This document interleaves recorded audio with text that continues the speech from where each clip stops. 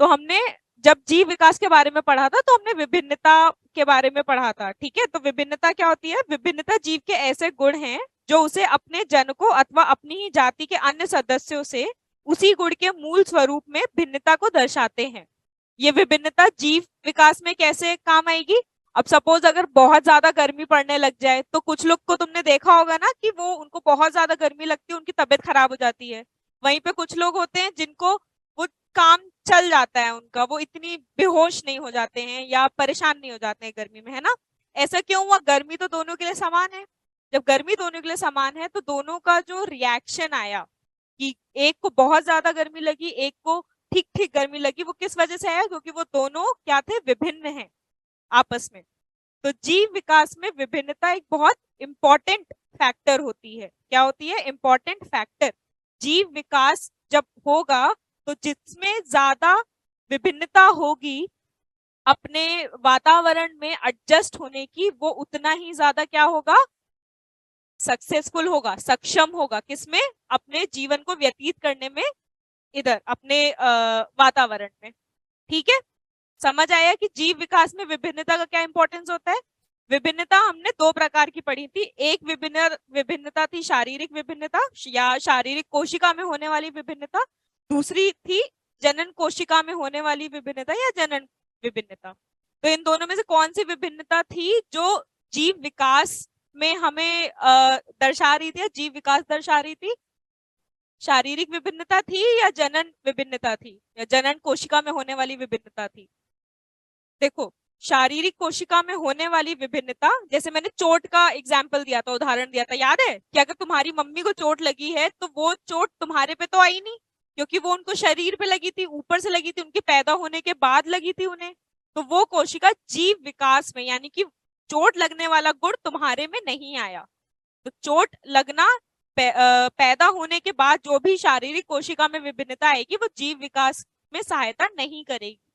वहीं पे जो जनन कोशिका में विभिन्नता आएगी वो विभिन्नता तुम्हारी जीव विकास में सहायता देगी। जैसे कि तुम्हारी अगर मम्मी या पापा के बाल काले हैं तो वो उनके पैदा होने के समय पर ही बाल काले थे, तो तुम्हारे भी बाल क्या हुए? काले हुए। तो इससे क्या हुआ? उनकी जनन कोशिका की वो विभिन्नता थी या गुण था, जो गुण तुम्हारे पास आया। ठीक है, ये विभिन्नताएं कैसे एक पीढ़ी से दूसरी पीढ़ी जाती हैं, इसी को समझाने के लिए मेंडल ने नियम दिए थे। ठीक है, तो मेंडल के नियम इन्हीं चीज को तो दर्शाते हैं कि एक गुण दूसरे पीढ़ी में कैसे जा रहा है। और वो गुण कौन सा है? ये गुण वो विभिन्नता वाला गुण है जो कि जनन कोशिका में हुआ था। ठीक है, तो इसके बाद जब हमने मेंडल के लॉ पढ़े थे तो पहला मेंडल का लॉ क्या है? प्रभाविता का नियम। हाँ, ये क्या बताता है? प्रभाविता का नियम हमें ये बताता है कि यदि हम शुद्ध गुण वाले दो पौधों, क्योंकि मेंडल ने मटर के पौधे लिए थे तो हम पौधों के में बात करेंगे, पौधों का उदाहरण लेकर के बात करेंगे, पर तुम ये किसी में भी अप्लाई कर सकते हो। तुम ये किसी भी जीव में, चिड़िया ले लो, कुत्ता ले लो, घोड़ा ले लो, इंसान ले लो, सब में ये नियम लगते हैं। ठीक है, लेकिन मेंडल ने किस पे किया था? मेंडल ने मटर के पौधों पे किया था, तो हम लोग उदाहरण किसका ले रहे हैं? मटर के पौधों का ले रहे हैं। तो जो प्रभाविता का नियम होता है वो ये बोलता है कि यदि हम शुद्ध गुण वाले दो पौधों का संकरण कराते हैं, ठीक है, क्या बोलता है? यदि हम शुद्ध गुण वाले दो पौधों का संकरण कराते हैं तो जो संतति आती है वो, उसमें सिर्फ एक गुण आता है। यानी कि यहाँ पे सारे कैसे बनेंगे? हम सबको पुनेट स्क्वायर याद है? मैम स्मॉल टी और कैपिटल टी वाला। अगर मैं लिख दूं यहाँ पे कि ये लंबा पौधा है, ये बौना पौधा है, तो बताओ इसकी पहली संतति कैसी बनेगी? तो तुम लोग अभी तो खाली एक गुण है, गुण कौन सा है यहाँ पे? लंबाई का गुण है। तो तुमने आसानी से बता दिया कि कैपिटल टी स्मॉल टी बनेगा। लेकिन इस काम को आसान करने के लिए पुनेट एक साइंटिस्ट थे जिन्होंने एक मैथमेटिकल वे में रिप्रेजेंट करना बताया कि यदि हम संकरण कराते हैं और हमें संतति देखनी है कि किस प्रकार की संततियां बनेंगी, तो हम उनको बहुत आसानी से इस फॉर्मेट में दर्शा सकते हैं। तो इस फॉर्मेट में कैसे दर्शाना होता है, अब मुझे बताओ इसके कितने युग्मक बनेंगे। कैपिटल टी जो कि शुद्ध लंबा पौधा है, इसके कितने युग्मक बनेंगे। मैम दो। दो बनेंगे। कौन कौन से बनेंगे। Capital T small T. इसका दो युग्मक बनेगा, वो बात सही है, लेकिन कैपिटल टी स्मॉल टी तो संतति है ना, ये युग्मक थोड़ी है। Ma'am capital T. Very good. और इसका कितने युग्मक बनेंगे। दो मैम। कौन कौन से। Small T. Very good. अब मुझे बताओ इस पहले खाने में मैं क्या लिखूं। पहले खाने कैपिटल में। T small T. Very good. इस वाले में। Capital T small T. Very good. इसमें। Capital T small T. और इसमें भी कैपिटल टी स्मॉल टी। तो जब मेंडल ने शुद्ध लंबे पौधे का क्रॉस शुद्ध बौने पौधे के साथ कराया तो उनको 4 प्रकार के क्या मिले, पौधे मिले। ये 4 प्रकार के पौधों का ये मतलब नहीं कि खाली 4 पौधे मिले थे, क्योंकि बीज तो कितने भी बन सकते हैं। वो बीज कितने प्रकार के थे, वो बीज 4 प्रकार के थे। लेकिन यहाँ पे हम देख सकते हैं कि चारों प्रकार कैसे हैं, एक ही टाइप के हैं, अलग अलग तो है नहीं। ये भी कैपिटल टी स्मॉल टी, ये भी कैपिटल टी स्मॉल टी, ये भी वही और ये भी वही। तो भले ही ये 4 नंबर में है, लेकिन ये है कितने टाइप का, एक टाइप। Very good. तो जब मेंडल ने शुद्ध लंबे पौधे और शुद्ध बौने पौधे का क्रॉस कराया तो उसको जो संतति में चाहे कितने भी उसको बीज मिले, वो सारे ही सारे बीज किस प्रकार के थे, कैपिटल टी स्मॉल टी। अब कैपिटल टी स्मॉल टी का मतलब क्या हुआ, अब उसने क्या देखा कि उसको सारे पौधे ऐसे मिले और ये सारे ही पौधे कैसे थे, लंबे थे। लंबे। ठीक है। तो प्रभाविता का नियम यही कहता है कि यदि हम शुद्ध गुण वाले पौधों का क्रॉस कराएं तो जो संतति होगी उसमें खाली एक गुण दर्शित होगा, और वो गुण कौन सा होगा, प्रभावी गुण। इधर ये गुण कौन सा है, प्रभावी। लंबाई का गुण जो है वो है प्रभावी गुण। समझ आया। Yes ma'am.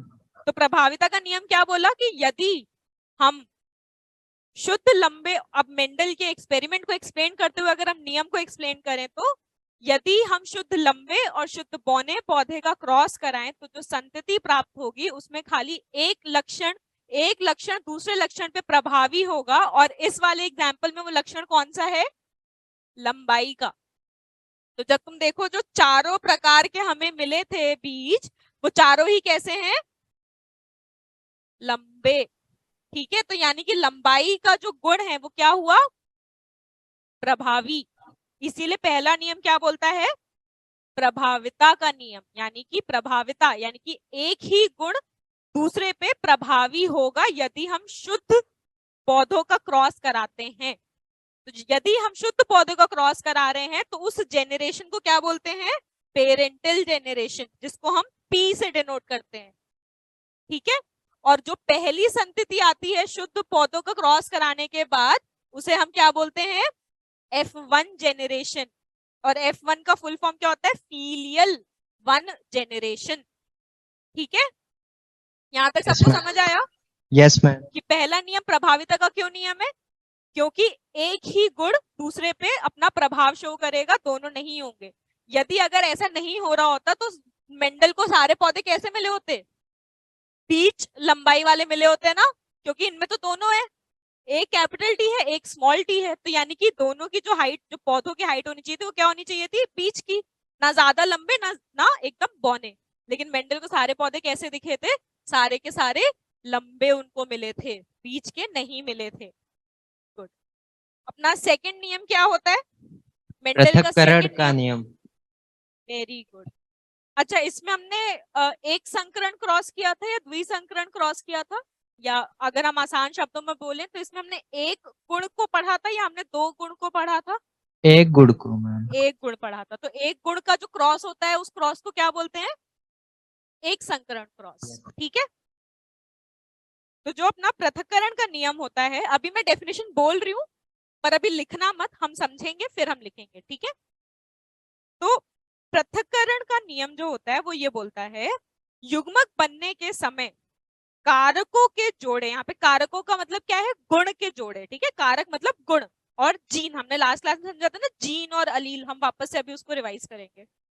तो युग्मक बनने के समय कारकों के जोड़े अथवा एलील के सदस्य विसंयोजित अथवा पृथक्कृत हो जाते हैं, और प्रत्येक युग्मक को दो में से एक कारक प्राप्त होता है।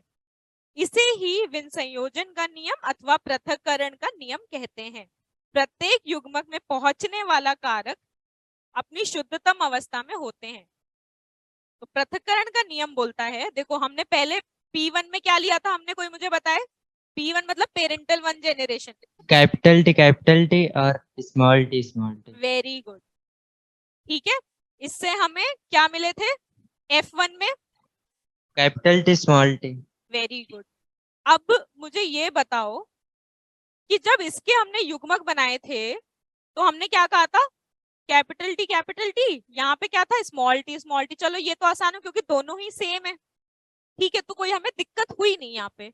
लेकिन अब हमारी F1 जेनरेशन कैसी है, ये शुद्ध लंबी तो है नहीं। अगर शुद्ध लंबी होती तो ये कैसी दिख रही होती, ऐसी दिख रही होती। लेकिन ये हमें कैसे दिख रही है, कैपिटल टी स्मॉल टी। तो ये शुद्ध तो है नहीं, ये अशुद्ध लंबा है। अशुद्ध लंबे को अंग्रेजी में क्या बोलते हैं, हाइब्रिड, ठीक है। हमें हाइब्रिड लंबे मिले हैं, ठीक है। अब जो दूसरा नियम है मेंडल का, वो ये बोलता है कि यदि हम F1 को, अब देखो F1 तो बन गई, F1 में हमें सारे लंबे पौधे भी मिल गए, लेकिन यदि हम F1 का वापस से क्रॉस कराएं F1 से ही, बात समझ रहे हो, अभी तो हमने शुद्ध लिया, ये हमारे पेरेंट्स हो गए, पेरेंट्स की संतति बन गई, बच्चे बन गए। अब ये भी तो क्रॉस करेंगे आगे, तो ये जब क्रॉस करेंगे तो ये कैसे क्रॉस करेंगे, ये अपने टाइप के लोगों से ही तो क्रॉस करेंगे। हमारी पेरेंटल जेनरेशन हमने शुद्ध ली थी, शुद्ध में दोनों ही अलील कारक के, यानी कि दोनों ही जीन एक जैसे हैं, कैपिटल टी स्मॉल टी। इससे हमें F1 मिली कैपिटल टी स्मॉल टी। यदि अब हम कैपिटल टी स्मॉल टी का क्रॉस कराएं, यानी कि अब हम किसकी बात कर रहे हैं, F1 की बात कर रहे हैं, तो F1 में हमें क्या मिले हैं, कैपिटल टी स्मॉल टी। और इसका क्रॉस हम किससे करा रहे हैं, capital T small T. Very good. तो हम वापस से क्या करेंगे, पुनेट स्क्वायर बनाएंगे। अब मुझे बताओ इस स्क्वायर में यहाँ पे मैं कौन सा लिखूं, जीन या अलील, कैपिटल टी स्मॉल टी। और यहाँ पे कैपिटल टी स्मॉल टी। अच्छा, अब यहाँ पे क्या लिखूं, पहले खाने में क्या भरूं मैं, कैपिटल टी। Very good. यहाँ पे capital T small T. Very good. यहाँ पे capital T small T. Very good. यहाँ पे स्मॉल टी। Very good. अब मुझे ये बताओ, capital T small T, capital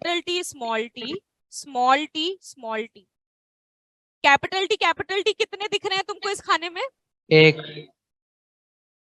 capital T small T कितने दिख रहे हैं तुमको इस खाने में, दो में। स्मॉल टी कितने दिख रहे हैं, एक। Very good.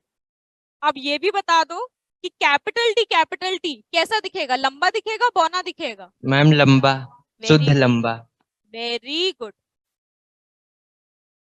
Capital T small T कैसा दिखेगा हमें, मैम अशुद्ध लंबा।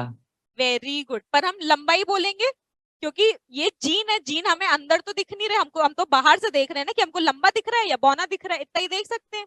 तो अब चाहे वो कैपिटल टी वाला लंबा हो या कैपिटल टी स्मॉल टी वाला लंबा हो, हमको दोनों कैसे दिखेंगे, लंबा। लंबे। स्मॉल टी कैसा दिखेगा हमें, पौना। Very good. तो अब मेंडल का सेकंड नियम यही बोलता है कि प्रत्येक युग्मक में पहुंचने वाला कारक अपनी शुद्धतम अवस्था में जाता है। शुद्धतम अवस्था का मतलब क्या हुआ, यदि कैपिटल टी स्मॉल टी है तो इसका जो गैमेट या युग्मक बनेगा वो दो युग्मक बनेंगे और वो दोनों एक अपनी शुद्धतम अवस्था में होंगे, यानी कि एक पूरा कैपिटल टी होगा, दूसरा स्मॉल टी होगा। ऐसा नहीं होगा कि एक कैपिटल टी स्मॉल टी युग्मक बन गया, एक कैपिटल टी बन गया, एक स्मॉल टी बन गया, ये नहीं बनेगा। मेंडल का नियम यही बोलता है कि यदि दो हम ऐसे ले रहे हैं, अगर हम F1 की बात करते हैं, F1 में ले रहे हैं क्योंकि F1 क्या है, अशुद्ध है। तो यदि हम कारक की बात करते हैं तो प्रत्येक कारक अपनी शुद्धतम अवस्था।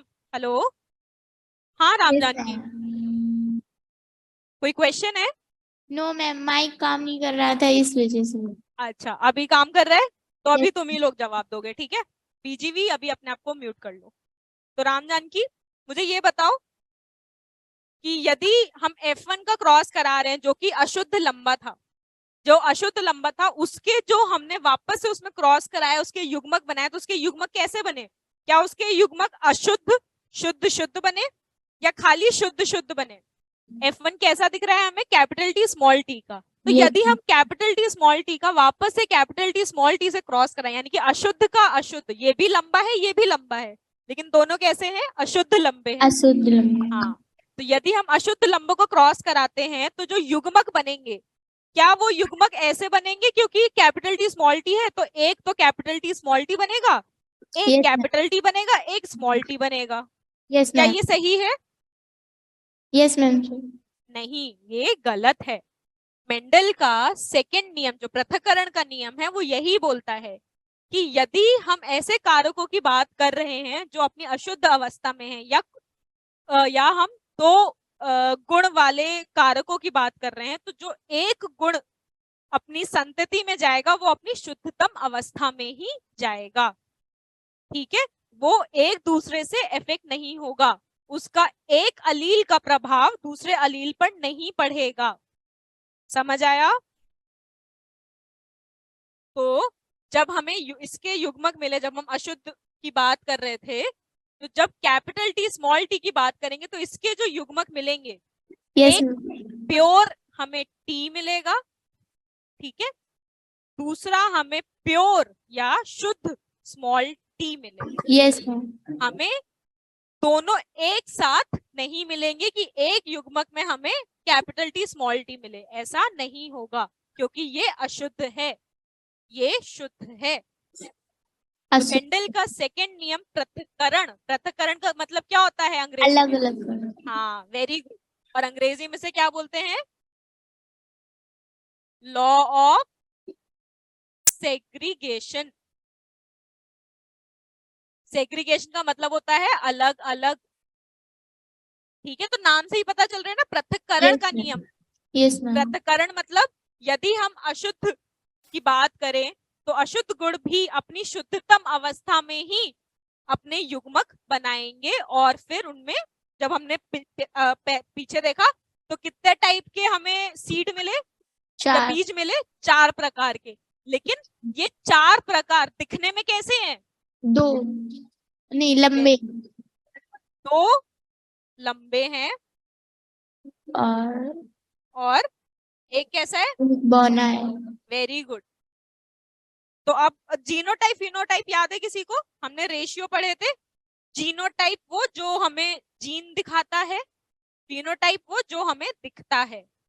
तो अगर हम जीनोटाइप की बात करें, फिनोटाइप, इसका बहुत एक आसान सा मैंने रास्ता बताया था कि फिनोटाइप वो जो हमें दिखाई दे। हमें दिखाई क्या देगा? लंबा बौना। Yes ma'am. लंबा बौना, ठीक है? और जीनोटाइप वो जो वो गुण दर्शा रहा है। तो वो गुण हमें कहाँ से मिले? वो हमें पुनेट स्क्वायर से ही तो मिले हमें, वो वाले गुण कि ऐसे हमें मिलेंगे, ऐसे हमें दिखाई देंगे। क्योंकि जब मेंडल ने सारा काम किया था तब वो अपना वो माइक्रोस्कोप और जीन इन सब का कुछ भी इन्वेंशन नहीं हुआ था, तो हमें नहीं पता कि जीन क्या होते हैं। तो मेंडल ने कारक ही तो बोला था, मेंडल ने गुण बोला था, जीन हमें पता ही नहीं। तो ये जो हम capital T capital T capital T small T बोल रहे हैं, ये मेंडल को पता नहीं था, ये उन्होंने सिर्फ मैथ्स से देखा। पुनेट स्क्वायर यही तो बताया कि अगर अपनी अपनी शुद्धतम अवस्था में जा रहे हैं, ये अपनी शुद्धतम अवस्था में आया, ये अपनी शुद्धतम अवस्था में आया, तो कैसे हमें मिलेंगे? ऐसे मिलेंगे। पर मेंडल को तो सिर्फ यही दिखाई दिया था कि उनको लंबे पौधे मिले थे F2 में, ये हमारी F2 हो गई ना, F2 हमारी होगी। P हमने कैसे लिए थे? पेरेंटल जेनरेशन, P जेनरेशन हम की बात कर रहे हैं ना। यहां से यहां तक क्या था? मेंडल का फर्स्ट लॉ था। मेंडल का फर्स्ट लॉ क्या था? प्रभाविता का नियम। उसके बाद मेंडल का दूसरा नियम ये है पृथक्करण का नियम। तो ये आगे आ गई तो बढ़ा। जब हमने पेरेंटल जेनरेशन ली, पेरेंटल से F1 बनी, F1 से F2 बनी। अब हम F2 की बात करें कि F2 में मेंडल को कैसे पौधे दिखे थे? लंबे और बौने दोनों दिखे थे। Yes ma'am. ठीक है, लंबे कितने दिखे थे उन्हें? लंबे 2 मैम। 2 लंबे थे बस। मैम 3 और पौना हाँ 1।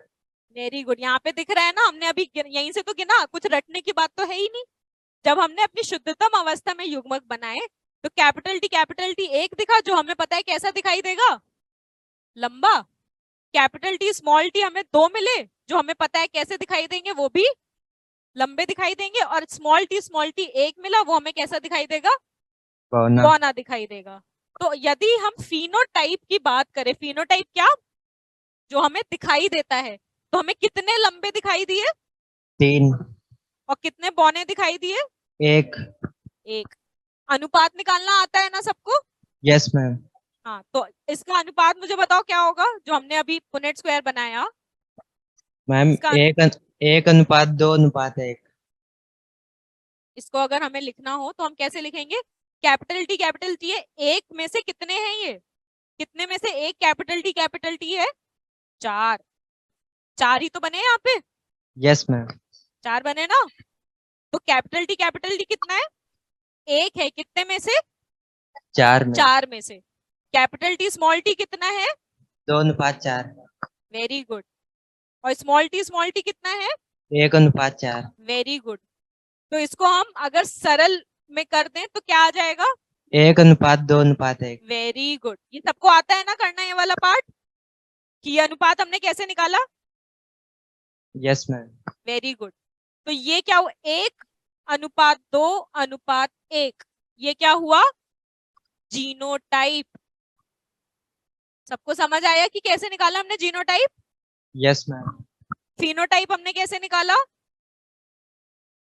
फिनोटाइप क्या होता है? फिनोटाइप जो हमें दिखाई देता है, लंबा है, बौना है, पीला है, हरा है, ये सारी चीजें क्या है? जीनोटाइप वो जो इन गुणों को दर्शाता है जीन्स के थ्रू। वो हम देख नहीं सकते थे मेंडल के समय पर, हम खाली उनको स्क्वायर करके समझ सकते थे कि जैसे हम स्क्वायर कर रहे हैं तो ऐसे आए होंगे जीन। तो जीनोटाइप हमने निकाला ऐसे। यहाँ तक सबको समझ आया? Yes ma'am. प्रभाविता का नियम क्या होता है? देखो यहाँ पे लिखा है ना, अभी हमने पढ़ा था कि प्रभावी लक्षण, अप्रभावी लक्षण। प्रभाविता का नियम क्या दर्शाएगा? हमें प्रभाव दर्शाएगा। तो मेंडल ने प्रभाव कैसे देखा था? लंबे और पौने गुणों के रिलेशन में उन्होंने प्रभाव देखा था।